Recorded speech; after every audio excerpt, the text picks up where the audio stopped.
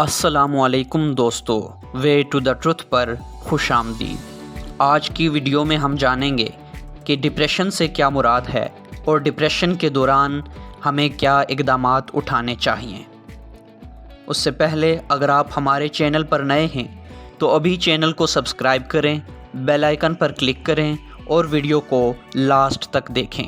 تو چلیے بڑھتے ہیں ویڈیو کی جانب۔ دوستو، انگلش میں ڈپریشن کی تعریف کچھ اس طرح سے کی جاتی ہے: depression is a state or power that can dominate over the emotions and feelings of a person. It paralyses the natural behaviour of depressed person. دوستو، ڈپریشن اس حالت یا طاقت کا نام ہے جو ایک انسان کے احساسات اور سوچنے کی صلاحیت پر حاوی ہو جاتی ہے۔ یہ انسان کے فطری رویے کو مفلوج کر کے رکھ دیتی ہے۔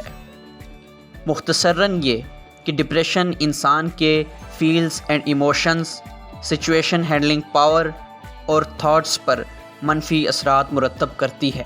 ایک ڈپریسڈ پرسن ہمیشہ نہ صرف اکیلا رہنا پسند کرتا ہے بلکہ زندگی کے روزمرہ کاموں کی ترتیب کو بگاڑ دیتا ہے، جس کی وجہ سے اسے نہ صرف ناکامی کا احساس ہوتا ہے بلکہ وہ نا امید بھی ہو جاتا ہے، اور کئی مرتبہ یہ نا امیدی کئی قسم کے خطرناک حادثات کا باعث بن جاتی ہے۔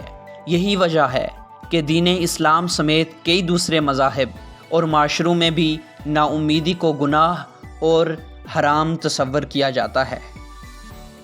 دوستو، اب جانتے ہیں کہ ایک ڈپریسڈ پرسن کو نارملائز ہونے کے لیے کیا اقدامات اٹھانے چاہئیں۔ دوستو، ڈپریشن انسانی دماغ اور حالات کے درمیان ایک کشمکش کا نام ہے، اور اس حالت کا انسان کی خوراک سے بھی گہرا تعلق ہے۔ چنانچہ ڈپریشن سے نکلنے کے لیے انسان کو تازہ اور صحت مند خوراک استعمال کرنی چاہیے، اور اس کے ساتھ پانی کا زیادہ سے زیادہ استعمال کرنا چاہیے، کیونکہ سائنٹیفک لینگویج میں پانی کو موڈ سٹیمولیٹر بھی کہا جاتا ہے۔